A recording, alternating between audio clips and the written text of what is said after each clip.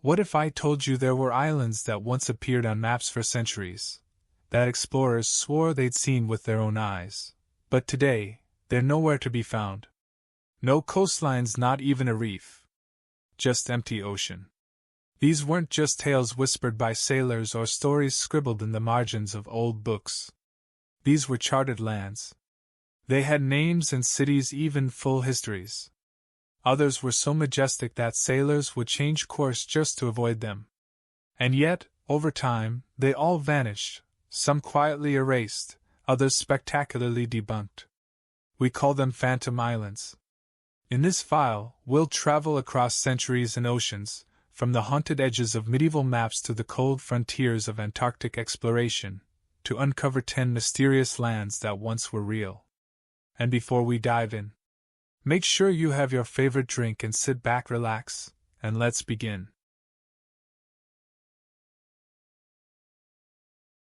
Sandy Island, the island that fooled Google Maps. In an age where satellites orbit overhead, ocean floors are mapped by sonar, and nearly every square inch of Earth is accounted for in high resolution, how could an entire island appear on maps for over a century, only to vanish in plain sight? That's the strange case of Sandy Island, a phantom landmass that haunted atlases and digital charts alike, nestled in the Coral Sea between Australia and New Caledonia. For decades, it appeared right there, a small, elongated sliver of land in the ocean, officially charted on maps by respected organizations, including Google Maps and even the U.S. National Geospatial Intelligence Agency. But there was just one problem. It never existed. The story begins in the 19th century, when British whaling ships were documenting uncharted parts of the Pacific. In 1876, a ship named the Velocity reportedly spotted a low-lying landmass in the area and marked it as Sandy Island. This entry made its way into authoritative nautical charts, passing from one mapmaker to the next, a ghost written into the cartographic record. Fast forward to the 21st century. In 2012, a team of Australian scientists aboard the RV Southern Surveyor set out to study plate tectonics in the area, and as part of their mission, they planned to pass near Sandy Island. But as their ship approached the coordinates, something didn't add up. The satellite data showed a black void where the island should be, a gap. No topography. No shoals. No land. When they arrived at the coordinates, they found open ocean. Not shallow water. Not a submerged reef. Just deep, abyssal sea, over 4,600 feet below the surface. The supposed island wasn't just missing, it could never have existed in the first place. The scientists were stunned. They double-checked their GPS, their radar, and sonar. Nothing. It wasn't a case of erosion or rising sea levels. The depth proved that no island had ever been there in recorded geological history. The revelation sent shockwaves through scientific and cartographic communities. How could such a glaring error have persisted into the digital age? Why had Google Maps, Microsoft's Bing Maps, and many physical atlases kept it on their charts well into the 2000s? The answer? A cascade of copying. One mistaken entry from 1876 got passed along from chart to chart, often without verification. Some suspect that the original sighting may have been a drifting pumice raft, floating volcanic rock released from an undersea eruption, which can resemble land from a distance. Others suggest it could have been a simple navigational error or even an illusion caused by atmospheric conditions, a kind of marine mirage. What's even stranger is that once the scientific team published their findings and media picked up the story, Google removed Sandy Island from its maps without a word. No announcement. No apology. It was simply deleted. Today, Sandy Island serves as a rare, humbling reminder that even in an age of infinite data and artificial intelligence, the unknown still lingers. Errors can persist for generations. And our digital tools are not infallible. For some, Sandy Island is just a footnote, a curiosity in cartography. But for others, it's a sign that we still don't understand everything. That some places might flicker in and out of existence, seen once, recorded, then gone, leaving only a name behind. And for just a moment, Sandy Island was real, not because it was ever there, but because the world believed it was. Hy-Brasil, the vanishing Irish island. Off the misty western coast of Ireland, across the restless Atlantic, mariners spoke for centuries of a mysterious landmass that defied logic and permanence. An island, they claimed, that appeared only once every 7 years, glimmering on the horizon in perfect sunlight before vanishing without a trace. Its name? Hy-Brasil. This wasn't just sailors' lore passed around firesides.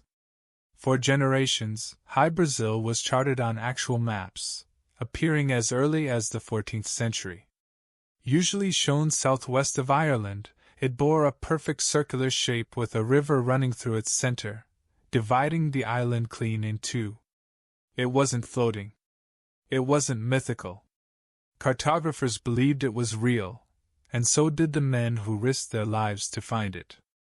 The earliest maps to feature Hy-Brasil include the 1325 Portolan chart by Angelino Dulcert, and later it would appear on maps by Abraham Ortelius and Gerardus Mercator, names that defined European exploration. For centuries, explorers launched expeditions in hopes of reaching this elusive paradise. In 1480, a ship left Bristol, England, on a voyage specifically to seek out Hy-Brasil. Though unsuccessful, it was far from the last. Another voyage from Bristol in 1497 claimed to have actually reached the island. The captain, John Cabot, allegedly returned with tales of a land shrouded in mist, inhabited by monks or perhaps an advanced, secretive people. These reports blurred the line between myth and memory, but they were enough to keep the dream alive. Even more bizarre are the accounts from the 17th century. In 1674, Irish historian and explorer Captain John Nisbet allegedly made landfall on Hy-Brasil. According to reports, he described the island as inhabited by a highly intelligent and wealthy society, people who lived in harmony, surrounded by grand cities and illuminated knowledge. They were said to have gifted the visitors with gold and silver, and then sent them on their way. Some tales even claimed the island held libraries with ancient secrets, or was a home to druids who had escaped the fall of their kind. It all sounds fantastical, too much to believe. But then comes the chilling consistency, sighting after sighting, decade after decade, from sailors, merchants, and even military officers, all describing a low-lying island that glowed in the sun before disappearing behind a curtain of mist. So what was it? A myth passed from lips to maps, or a real place now lost to the sea? Some historians argue that Hy-Brasil might have been a misidentified island, perhaps part of the Porcupine Bank, a raised seabed west of Ireland that, in extremely rare conditions, could break the surface. Others believe it was an illusion, a superior mirage known as a fata morgana, where atmospheric conditions project distant land masses onto the horizon. And then there are the more arcane theories. Whispers of a cloaked land. An island hidden from our world except on rare cycles, perhaps once every 7 years, just like the old tales said. Some link it to the legend of Atlantis, others to ancient gods, or even time slips in the Atlantic where Hy-Brasil exists outside normal space. Today, Hy-Brasil no longer appears on modern maps. The island has been erased, categorized as a cartographic error, a curiosity of the past. But old charts still show it. Still hold its shape. Still circle that spot west of Ireland where something may once have been. And maybe still is. Because even in the age of satellite imaging and oceanic scans, the Atlantic has secrets it hasn't shared. and Hy-Brasil remains the one that keeps calling. If that's the case, consider staying aboard. You don't need to chase the horizon, just subscribe, and the next mystery will find you. Antillia, the island of 7 cities. In the stormy wake of the Islamic conquest of the Iberian Peninsula in the 8th century, a legend began to take root, first whispered in monasteries, then etched onto maps, and finally passed between the lips of sailors staring out across the Atlantic. The legend spoke of a sacred escape. A flight not just from invasion, but into a new world entirely. According to the tale, 7 Christian bishops fled Portugal and Spain during the Moorish invasions. With their followers, they sailed westward into the unknown, carrying relics, manuscripts, and sacred objects. Eventually, they found land. And not just any land, a vast island in the middle of the Atlantic, untouched, fertile, and waiting. There, they are said to have founded 7 grand cities, each governed by one bishop. These cities, rich, pious, and defensible, were built with the knowledge of the old world and the blessing of divine providence. Streets were said to be lined with precious stones, their churches crowned with towers of gold. Some versions even claimed the island was self-sustaining, guarded by a force that kept outsiders away. This island came to be known as Antillia. For medieval Europe, especially during the age of religious wars and maritime exploration, Antillia wasn't just a myth. It was a beacon of hope. A place where the Christian faith had survived and thrived, untouched by the turmoil of Europe. Monarchs and explorers alike believed it might offer both spiritual kinship and riches beyond imagination. What makes the legend even stranger is that Antillia was marked on real maps. Starting in the 14th century, it began to appear consistently on portolan charts. Cartographers labeled it as Antillia Isla de las Siete Ciudades, or Island of the 7 Cities. Often it was drawn as a rectangular landmass with 7 settlements marked clearly, typically located west of Portugal, somewhere near the Azores or Canary Islands. This wasn't some fringe rumor. The maps of Pizarro, 1424, and Juan Pizarro's later works both included Antillia. The famed 15th century mapmaker Andrea Bianco also included it, confidently placing it in the open ocean. Even Christopher Columbus was aware of the legend, and may have used its supposed location as part of his navigational reference for his own voyages. But every expedition to locate Antillia returned with the same result: nothing. As the age of discovery advanced and Atlantic navigation became more precise, Antillia began to fade from maps. By the late 1500s, the island had become more of a cartographic curiosity than a goal. It slipped into folklore, perhaps just another phantom, conjured by desperate sailors or religious dreamers. Still, some scholars think the myth had real origins. It might have been a misidentified island in the Azores. Others believe it was a memory of earlier Celtic voyages, or a distorted echo of ancient knowledge lost in translation.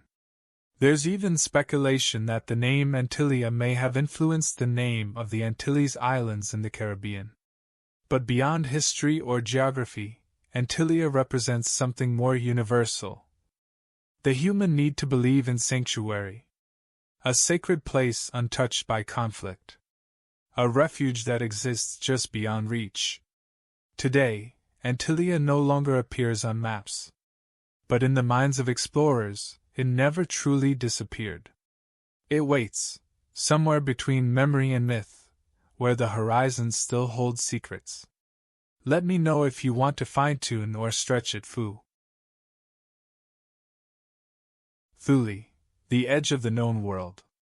It all began with a voyage over 2,300 years ago. A Greek explorer named Pythias of Massalia, a man far ahead of his time, set out around 325 BC to sail beyond the familiar waters of the Mediterranean. His goal? to reach the mysterious lands whispered of by northern traders, a realm so distant it existed 6 days' sail north of Britain. What he found, he claimed, was Thule. Pythias wrote that Thule was the northernmost land, where the sun barely set in summer and barely rose in winter. He spoke of a bizarre natural world, a place where sea, air, and land seemed to blur together, locked in a slushy, foggy mass he described as neither sea nor air but a mixture of both. A realm on the edge of the world where normal rules broke down. To Pythias, Thule wasn't just geography. It was the limit of human understanding. But here's the kicker: Pythias' writings are lost.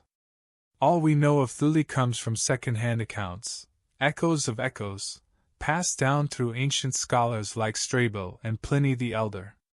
Some believed him. Others dismissed it as fantasy. Yet the legend refused to die. Medieval scholars, Renaissance cartographers, and even 20th century explorers all kept hunting for Thule. Some pointed to Iceland, with its midnight sun and volcanic landscapes. Others argued for Norway, or the Shetland Islands. Some even proposed Greenland, so remote and hostile it fit the myth perfectly. And yet, Thule always stayed just out of reach. The name itself took on mythical power. In the Roman era, Ultima Thule came to mean the farthest possible place. A realm beyond the maps. Beyond comprehension. A land untouched by the reach of empire, unspoiled by civilization. To the Nazis, Thule became something else entirely, a twisted symbol of Aryan origin myths. They believed it was the home of a lost, superior race. The Thule Society, one of the occult groups that fed early Nazi ideology, latched onto the legend as spiritual truth. They thought Thule was real, and it was sacred. But the original mystery remains: did Pythias actually reach some far-off northern land? Or did he exaggerate? Was he the first to describe Arctic ice and the polar day? Or was it a sailor's fever dream, distorted by time? Here's the thing: modern scholars now believe Pythias might have been telling the truth. Some of his descriptions align eerily well with the Arctic Circle, the long daylight, the frozen seas, the indistinct boundary between water and sky. If that's true, Pythias reached a part of the world that no one else from the classical era would touch for over 1,000 years. Thule might not have been a single island. It might have been an entire region, unknown, harsh, and hauntingly beautiful. A symbol of the boundaries we fear to cross, both physically and mentally. Today, the word Thule is still used. There's a town called Thule in Greenland, and NASA even named a distant icy object beyond Pluto Ultima Thule. Because even now, in the age of satellites and deep space probes, we still cling to the idea of a final frontier. That somewhere out there, at the edge, there's something left to discover. And Thule? Thule is where the map ends, and the mystery begins. Isle of Demons, feared but never confirmed. In the frigid waters off the coast of Newfoundland, near the icy edge of the known world in the 16th century, old maps once warned sailors of a mysterious place, an island that didn't just threaten shipwreck, but madness, curses, and death. It was called the Isle of Demons. For early European explorers, the Atlantic crossing was already a voyage into the unknown. But the real terror wasn't always the storms, it was what lay hidden beyond the fog. And few places sparked more fear than this spectral island. It began appearing on maps in the early 1500s, most notably on Johannes Royce's 1508 world map, placed near Newfoundland. Later, other maps reinforced the warning. Isle de Demons, often surrounded by grotesque sea monsters and cautionary labels like, "Here be devils." So where did this fear come from? The most chilling and often cited tale centers around a real woman, Marguerite de la Roque, a French noblewoman. Around 1542, she joined a colonial expedition to New France, modern-day Canada, led by Jean-François de la Roque de Roberval, who was possibly her relative or guardian. During the voyage, Marguerite fell in love with a young man aboard the ship. When their affair was discovered, Roberval, enraged by what he saw as disgrace, did something unthinkable. He abandoned Marguerite on a deserted island, along with her lover and her maid, as punishment. The island where they were left behind? Believed by many to be the Isle of Demons. It was a place rumored to be haunted by spirits, devils, and strange howling beasts that drove men to madness. Locals from nearby coasts told of seeing lights, hearing unearthly screams, and even being attacked by phantom figures when their boats drifted too close. But for Marguerite, this wasn't myth, it was survival. According to her own account, she lived on the island for 2 to 3 years, enduring brutal winters, isolation, and the death of both her lover and her maid. She gave birth alone. The child died. Wolves circled her camp. And yet, she survived. Eventually, a Basque fishing vessel spotted her and took her back to France, where she told her incredible story. Word of her survival spread across Europe, fueling fascination with this haunted place. Writers, poets, and historians immortalized her tale, but the island itself remained elusive, a shifting dot on various maps, sometimes near Labrador, sometimes erased altogether. Was it a real island, misidentified and later lost in the fog of cartography? Or was it something else?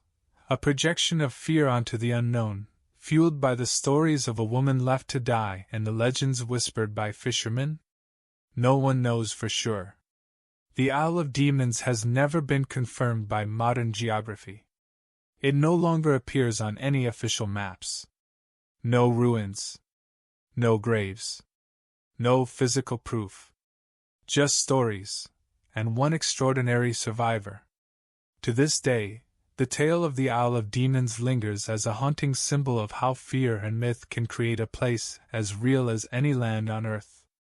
A reminder that sometimes, the scariest places aren't found by GPS. They're imagined into existence by dread, guilt, and centuries of whispered warnings. And sometimes those whispers sound just like the wind howling off a frozen coast, where an island used to be. St. Brendan's Island, the monk's mystical journey. In an age when most believed the world ended just beyond the horizon, one man dared to sail into the unknown, not for glory or conquest, but for something higher. Something divine. His name was St. Brendan of Clonfert, a 6th-century Irish monk whose voyage would echo through history not in battle cries, but in whispered tales and fading maps. According to ancient texts, especially the Navigatio Sancti Brendani Abbatis, Brendan set off around the year 512 AD on a journey that sounded impossible even to his contemporaries.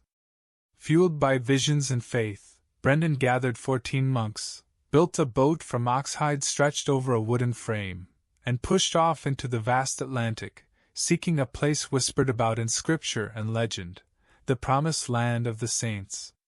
What followed wasn't just a voyage. It was a 7-year odyssey through waters untouched by charts, an unfolding dreamscape of surreal encounters. The accounts speak of talking birds, floating columns of crystal, and islands inhabited by silent monks, giants, and demonic forces. At one point, the monks landed on what they believed was solid earth, only to find out, terrifyingly, that it was the back of an enormous sea creature, now known in legend as Jasconius. But despite all these strange lands, they continued searching for one in particular, a place beyond suffering, untouched by sin. A verdant, eternal island said to lie somewhere far out in the Western Sea. And then, they found it. Described in hushed tones and reverent language, the island was perfect. Trees laden with sweet fruit. Rivers that ran clear. Light that bathed everything in golden warmth without sun or shadow. The very air was still, timeless, some said. Holy. But Brendan was told he could not stay. A mysterious figure, an angel, perhaps, or a guide in human form, told the monks that this sacred place was not meant for mortals to linger in. They were allowed to witness it, to carry back the knowledge that it existed, but then they must leave. When Brendan returned to Ireland, word of the journey spread like wildfire. Pilgrims came from across Europe to hear his story. And soon, St. Brendan's Island began to appear on actual maps. For centuries, explorers believed it to be real. It was placed west of the Canary Islands, or near the Azores, or even further out, sometimes eerily close to the future location of Bermuda. Between the 14th and 18th centuries, it became one of the most searched for lands in seafaring history. Numerous expeditions set sail to find it. Some claim to have seen its green hills rising through the mist, only to vanish again like smoke over the water. One Portuguese sailor wrote of seeing it on a clear day, only to have clouds roll in within minutes and leave nothing behind. Even as the age of exploration flourished and the globe was slowly demystified, St. Brendan's Island remained on some maps. As late as the 1750s, there were cartographers still including it as a phantom land, with a note. Seen but not confirmed. So what was it? Skeptics argue that Brendan may have reached the Faroe Islands, or Iceland, or even the coast of North America. Some believe his tale was allegorical, a symbolic spiritual journey disguised as travelogue.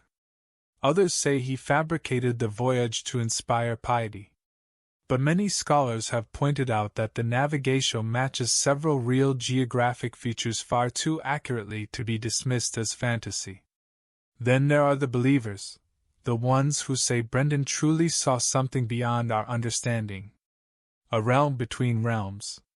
A place that only opens when the sea wills it. Today, no trace of St. Brendan's Island remains on maps. But for those who study ancient voyages, it's more than just legend, it's the original lost world, a reminder that sometimes the greatest mysteries aren't just hidden by distance, but by design.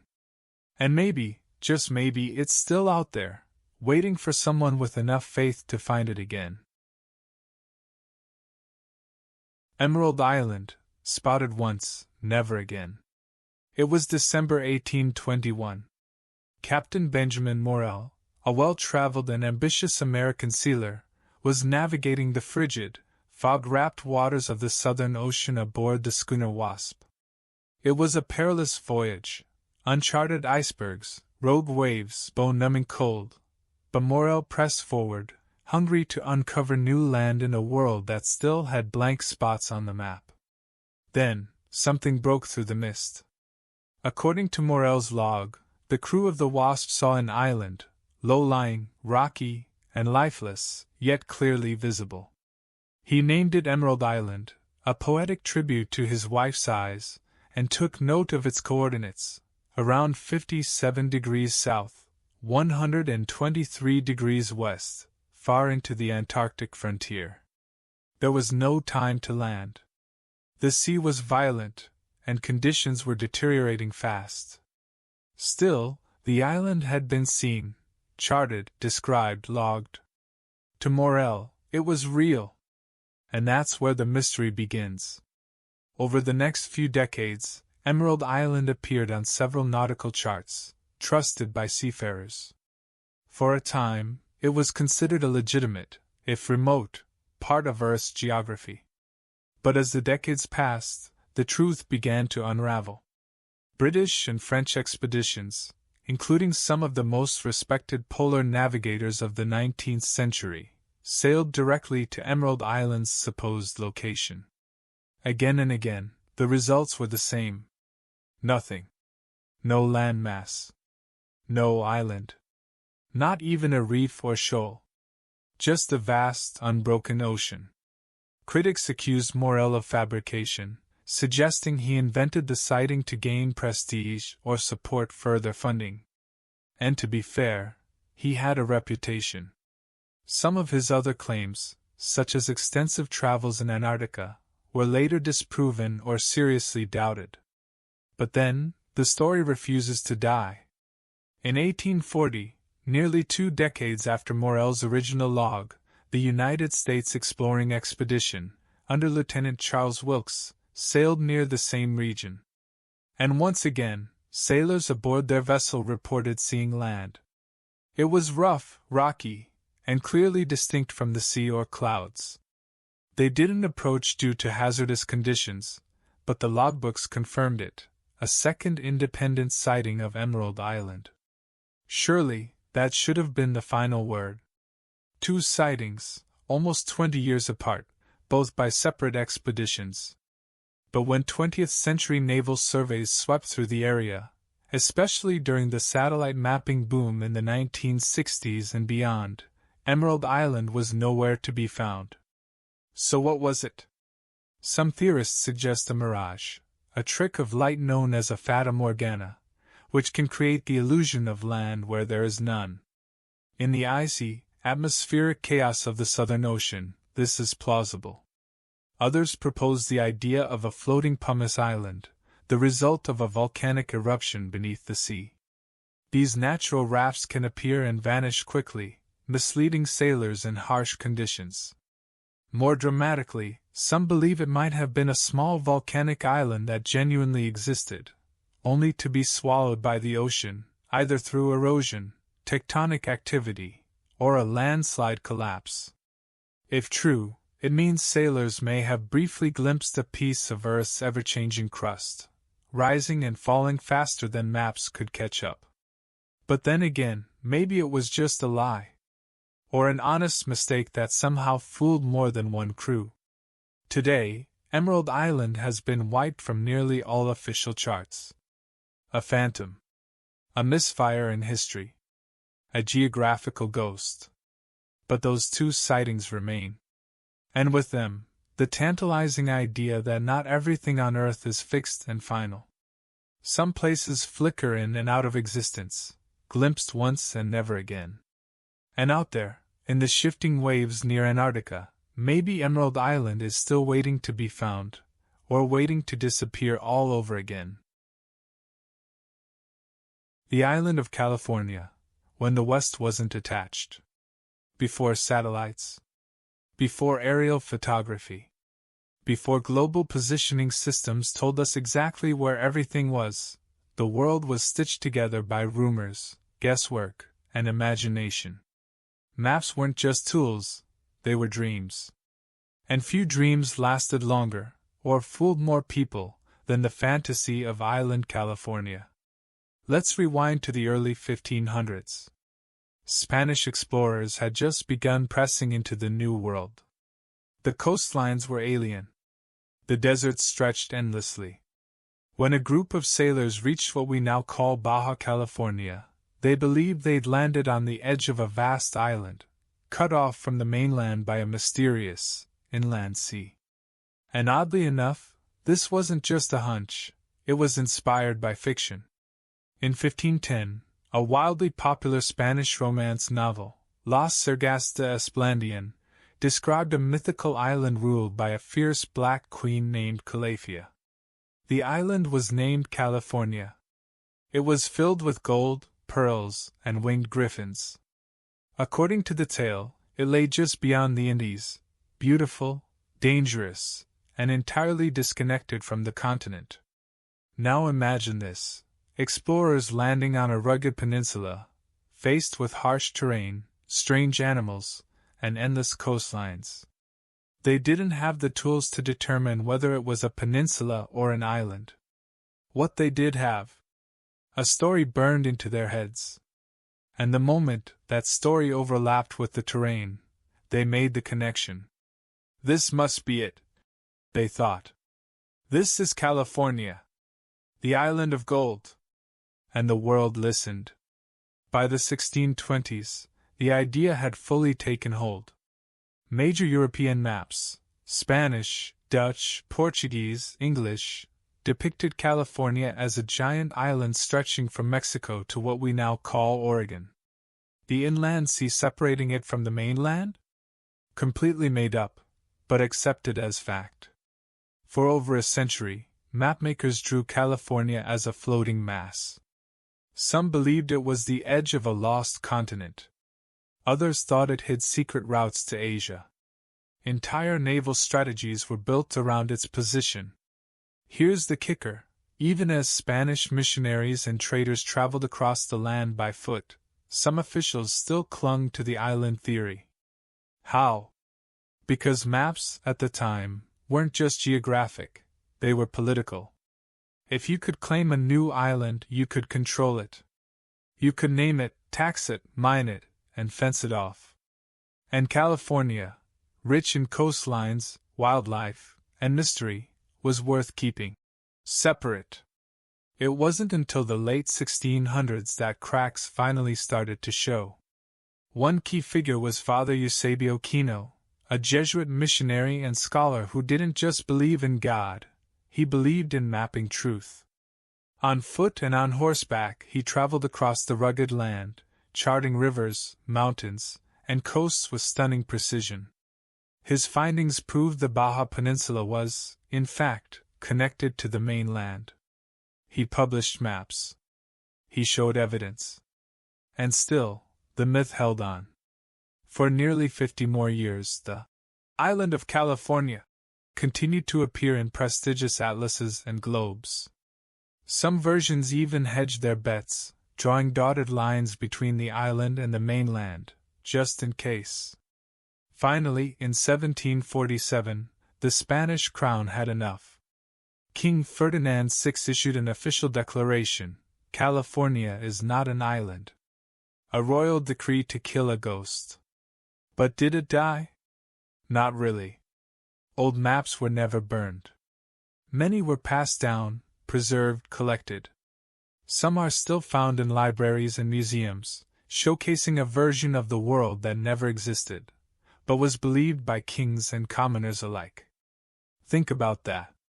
For over 150 years, a place that never existed defined exploration, international diplomacy, and colonial expansion, all because a few sailors believed a novel was real.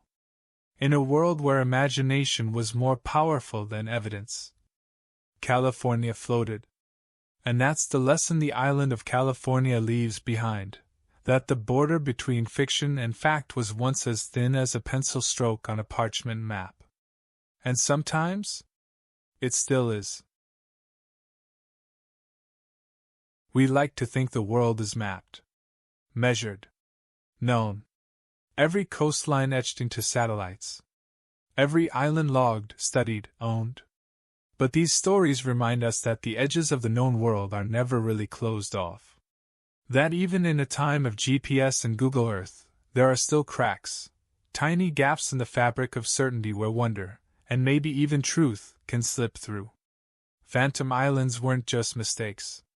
They were hopes, fears, a sailor's prayer for rescue, a merchant's dream of riches, a monk's vision of paradise. Some were born from clouds on the horizon, others from sea ice or volcanic ash. But all were made real, not in rock or soil, but in ink and belief. And isn't that the haunting part? These islands were printed on maps for centuries. They influenced voyages, changed borders, altered history. And then, one by one, they vanished. Not beneath the waves, but beneath doubt. Forgotten. Erased. Yet their echoes remain. In whispered legends. In mariners' logs. In strange coordinates still marked by old maps. And maybe, just maybe, in the vast silence of the sea, where not everything has been found. So next time you stare out at the horizon, remember, the map may say nothing's there. But the ocean doesn't always agree.